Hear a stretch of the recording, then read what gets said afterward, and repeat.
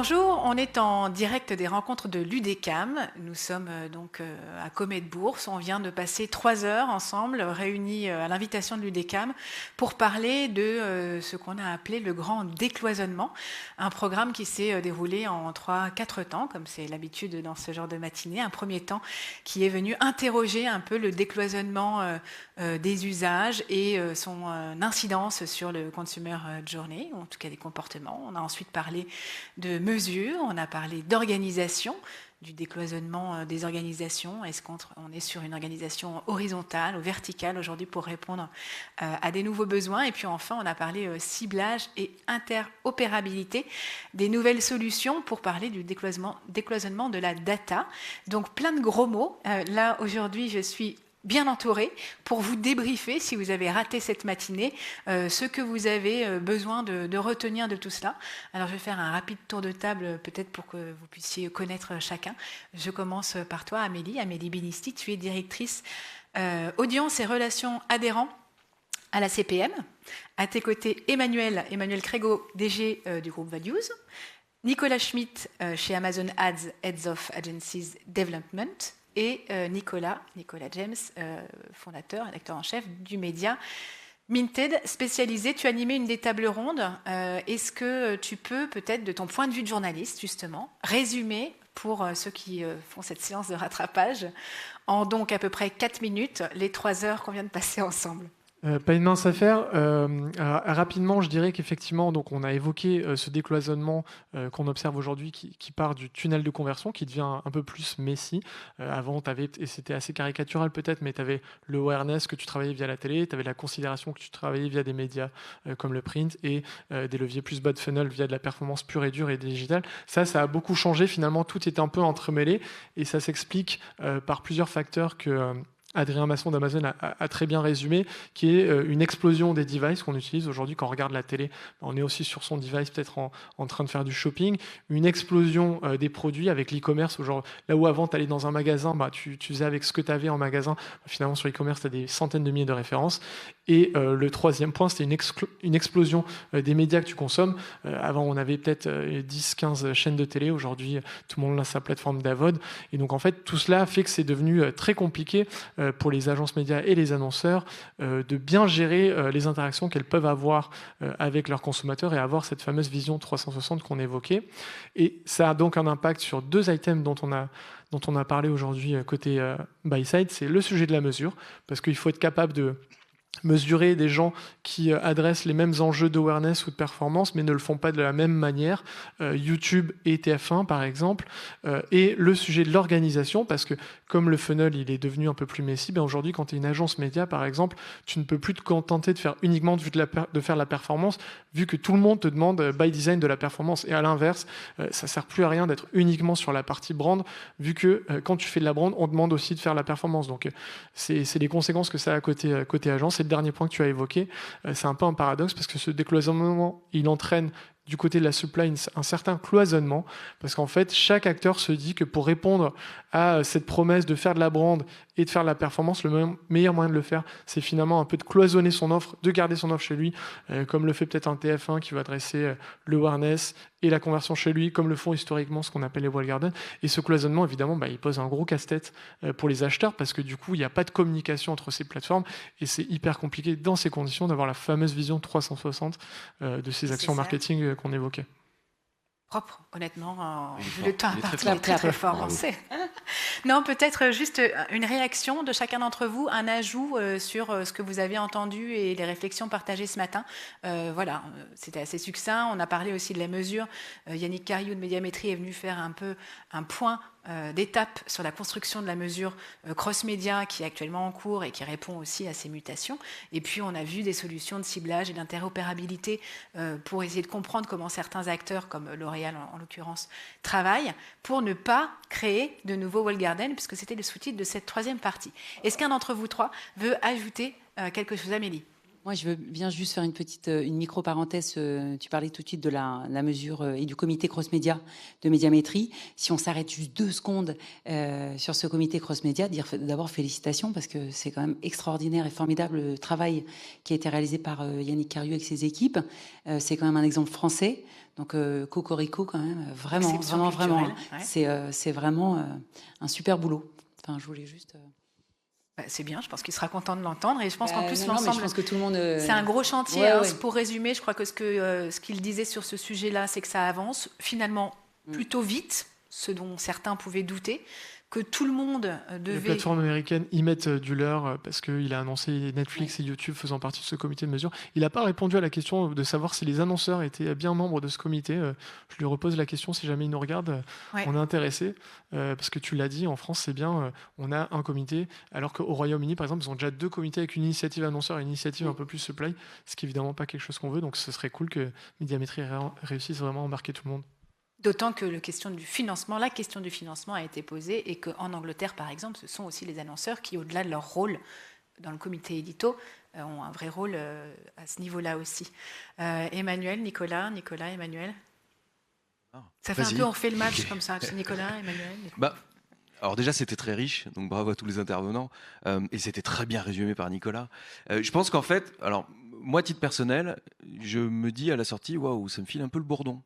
Je me dis, tiens, en fait, on a posé beaucoup de problèmes et quelques débuts de solutions. Voilà, tu vois, la dernière table ronde, on a parlé de l'unification ou pas des ID, l'interopérabilité des ID dans un monde cookie-less, etc. Donc, mais en fait, je pense que, au contraire, le fait d'avoir des médias, parce qu'on a beaucoup parlé de digital, mais évidemment, il y a aussi le fait que les médias offline se digitalisent. C'est ça qui crée aussi une surcouche de complexité entre télésegmenté, connected TV d'un côté, le DEH dans un monde OH, l'audio avec la radio. Et puis on le voit bien dans les modes de consommation.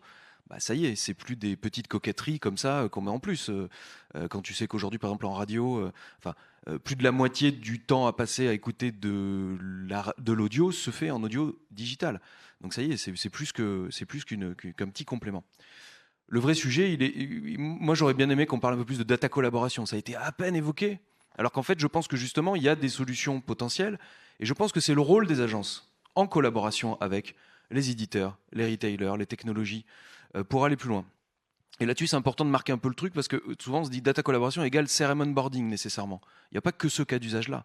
Il y a aussi le fait d'aller, pour une agence, au nom de un ou plusieurs de ses annonceurs, peu importe, d'aller passer des accords, des partenariats, pour justement accéder à un certain nombre de données auprès d'un retailer, un opérateur de box, un éditeur, peu importe, pour justement être en mesure de pouvoir construire des cibles sur mesure et les rendre interopérables partout dans le digital, mais aussi en télésegmenté.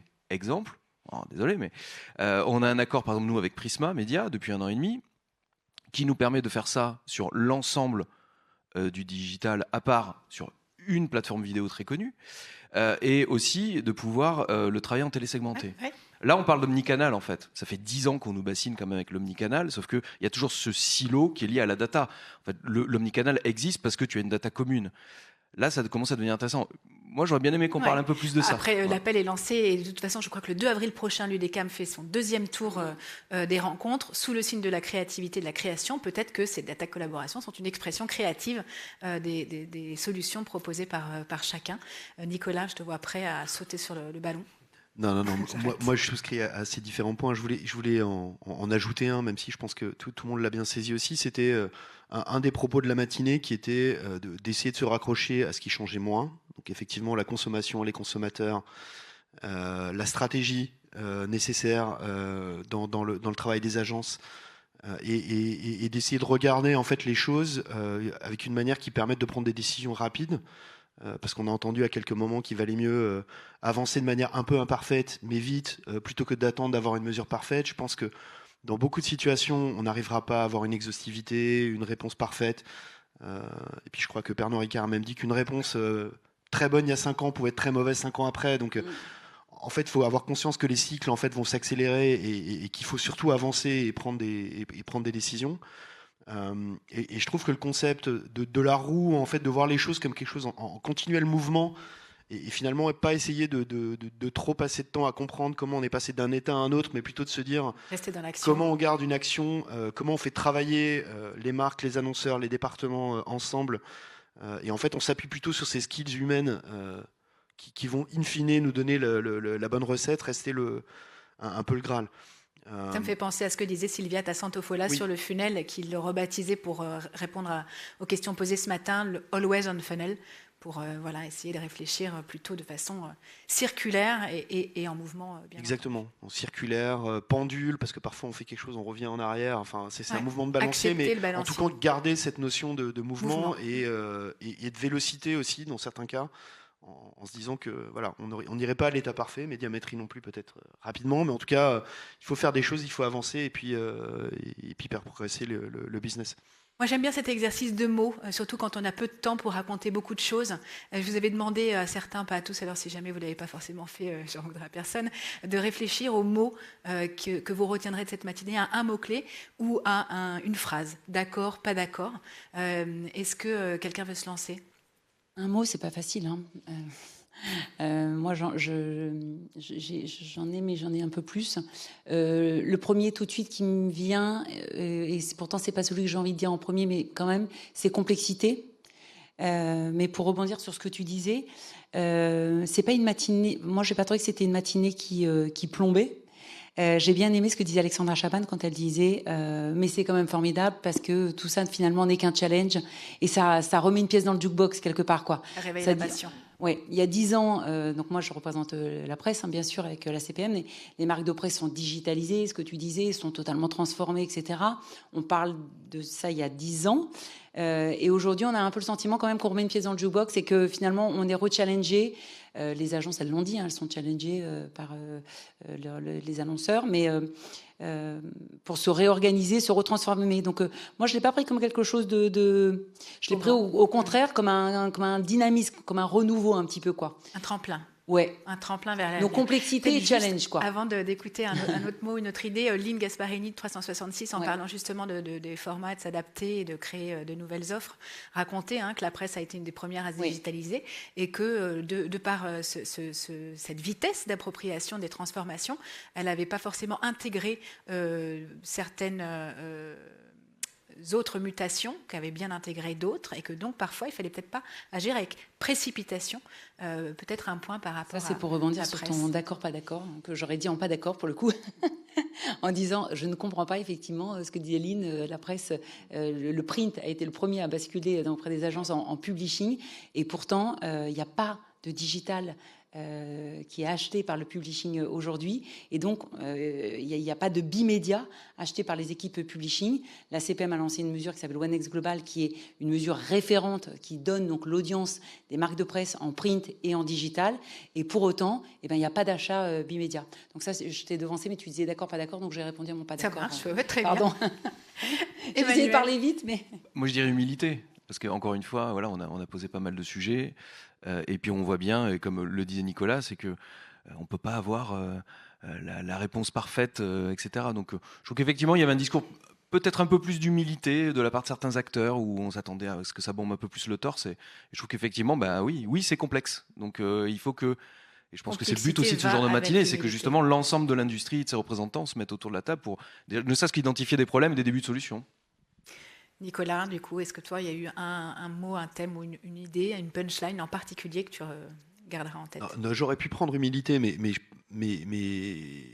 donc je vais le prendre aussi, mais peut-être ajouter une autre lecture, en tout cas celle que j'en ai eue, qui était humilité et capacité à prendre des risques. On a dit à quelques endroits, je pense que c'était difficile en fait, parce que la vision et beaucoup de gens font les bons constats et ont potentiellement une manière d'opérer, mais il faut résister en fait à la tentation de court terme, essayer de continuer à investir avec une vision et du bon sens sur certains sujets, la marque, l'equity. Et donc du coup, si je le transforme, humilité, courage. Comment les organisations d'ailleurs s'assurent d'avoir des gens dont le rôle reste de penser le long terme et de pas forcément basculer sur du court terme, parce que c'est souvent... on a souvent les bonnes intentions, mais après l'application, entre l'intention et l'application, c'est un peu comme en politique. C'est Pernod Ricard les choses dérivent. Qui en a parlé, non? Qui a parlé de la difficulté de convaincre un CFO et un impact sur le long terme. Enfin, c'est pour illustrer ce que tu. Oui, et je pense que d'ailleurs, du coup, peut-être l'un des travaux pour tous, c'est de convaincre les CEO de ça, pour qu'eux-mêmes puissent cadrer le sujet.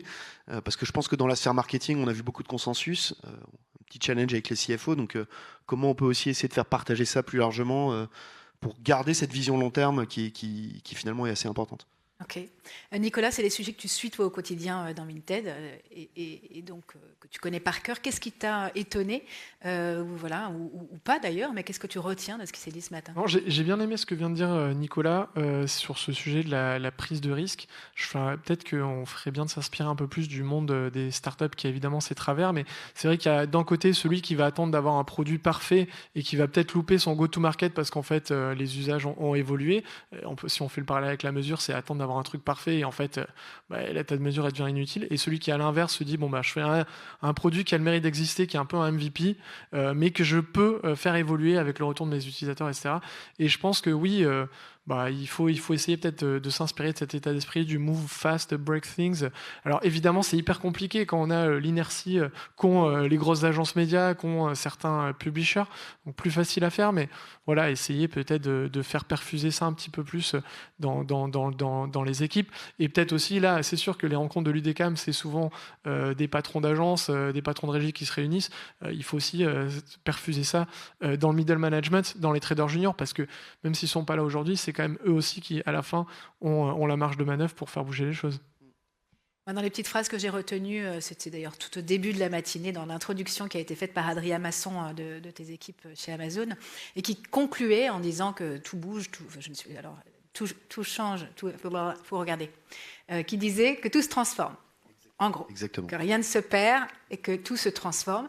Et il disait également, avec des œufs cassés, on fait de très bonnes recettes. Qu'est-ce qu'il voulait dire par avec des œufs cassés?